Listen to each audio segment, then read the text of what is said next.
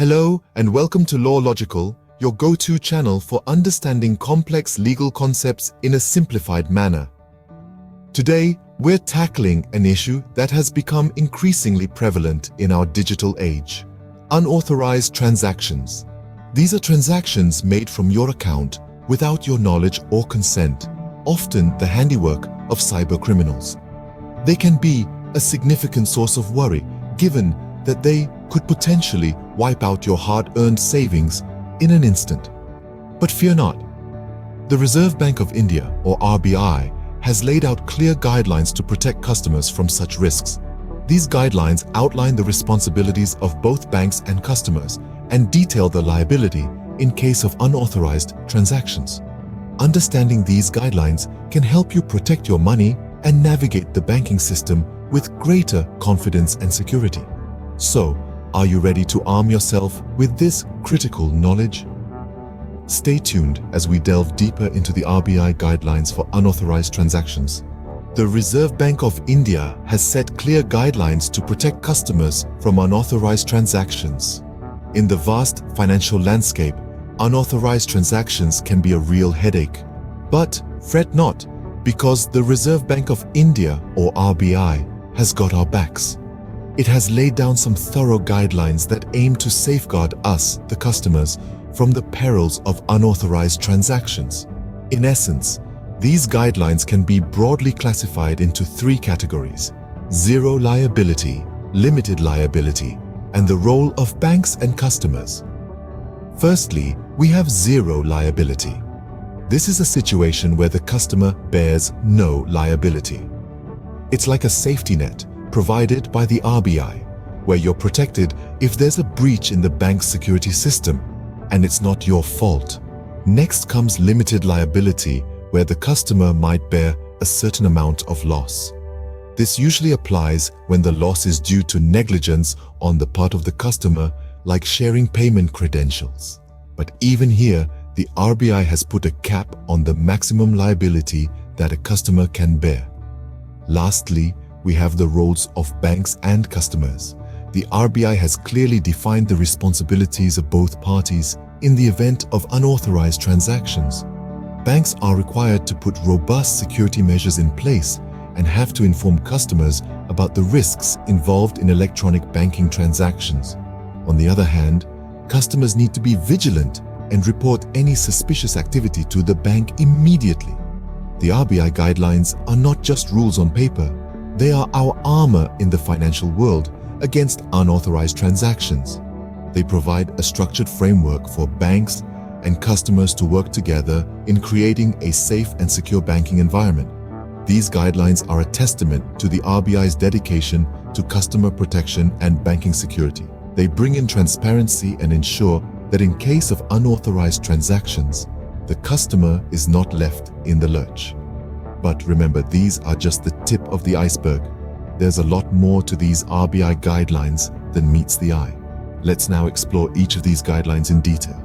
First, let's talk about the zero liability clause. This clause is a saving grace for customers who've been victim to unauthorized transactions. In simple terms, it means that you, as a customer, are not held responsible for any loss incurred from unauthorized transactions if it's not due to your negligence. Let's illustrate this with a day-to-day example.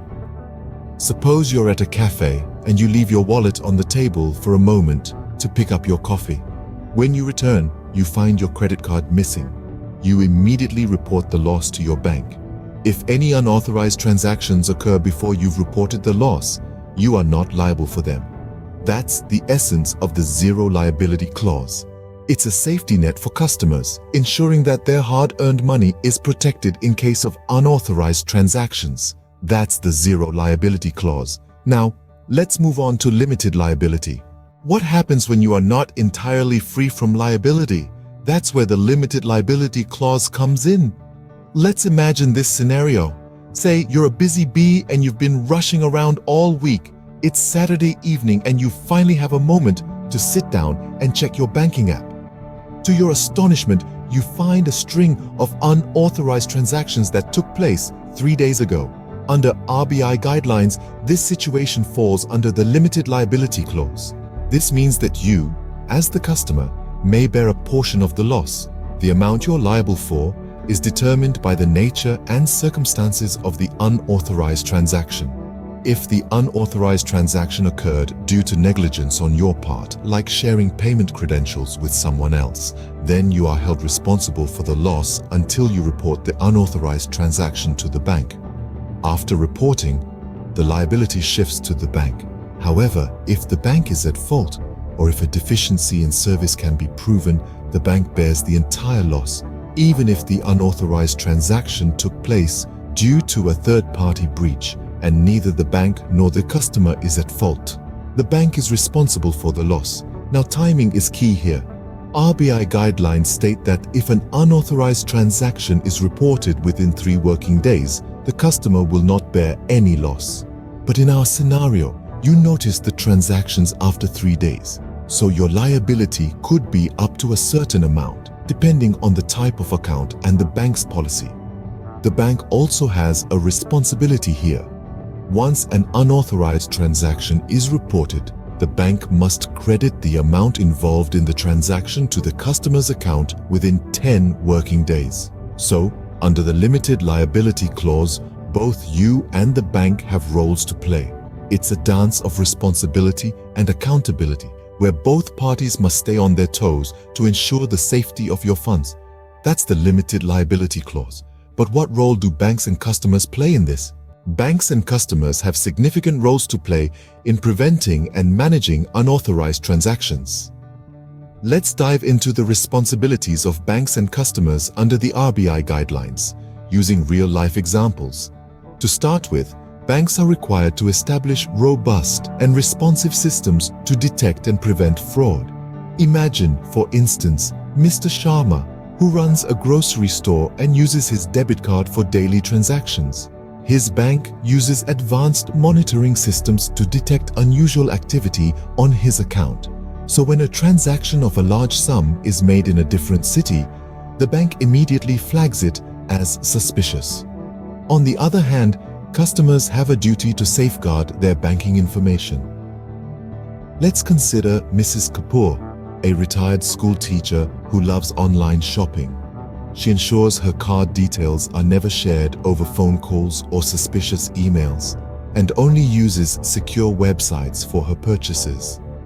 Now, in the unfortunate event of an unauthorized transaction, banks are obligated to credit the amount involved in the unauthorized electronic transaction back to the customer's account within 10 working days. For instance, when Mr. Singh, a software engineer, reports an unauthorized transaction, his bank, in compliance with the RBI guidelines, promptly refunds the amount to his account.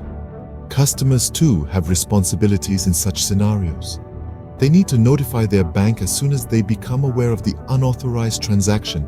When Miss Roy, a college student, notices an unfamiliar transaction on her account, she immediately informs her bank, helping them take swift action. Banks also need to provide customers with 24/7 access to report fraudulent transactions. Picture Mr. Patel, who works night shifts at a hospital. One night, he receives an alert for a transaction he didn't authorize. Thanks to his bank's round-the-clock helpline, he is able to report the incident right away. Lastly, customers must cooperate fully with the bank in its investigations. When Dr. Verma, a research scientist, becomes a victim of card fraud, she provides her bank with all the necessary information, aiding them in their inquiry. That's how banks and customers can work together to combat unauthorized transactions. Let's quickly recap what we've discussed today. We delved into the complex world of financial fraud and the Reserve Bank of India's guidelines for unauthorized transactions. It's a daunting area, but understanding it is crucial to safeguard our hard-earned money. We began by outlining the RBI's guidelines, which are designed to protect customers and promote transparency in the banking sector. These rules offer a framework for banks and customers to follow, ensuring both parties play their part in preventing and addressing unauthorized transactions. One of the key points we discussed was the zero liability clause. This clause stipulates that a customer holds no liability if they are a victim of a banking security breach or a fraud where the fault lies within the bank's systems. In such cases, the bank is obligated to compensate the customer in full. This protection offers peace of mind, reinforcing the trust between banks and their customers. We also delved into the limited liability clause. This clause comes into play when the negligence or ignorance of the customer leads to an unauthorized transaction. In this case, the customer's liability is limited to a certain amount. It's a powerful reminder that while banks take security seriously, customers also have a responsibility to protect their personal information and banking credentials. Finally, we discussed the pivotal roles of banks and customers. Banks are required to educate customers about safe banking practices, promptly address issues, and ensure a smooth and swift redressal process. Customers, on the other hand, must report unauthorized transactions at the earliest, keep their information secure, and follow the guidelines provided by their banks. Understanding these guidelines and our roles can go a long way in preventing financial fraud and ensuring a secure banking experience. It's not just about protecting our money, but also about fostering a safe and trustworthy banking environment.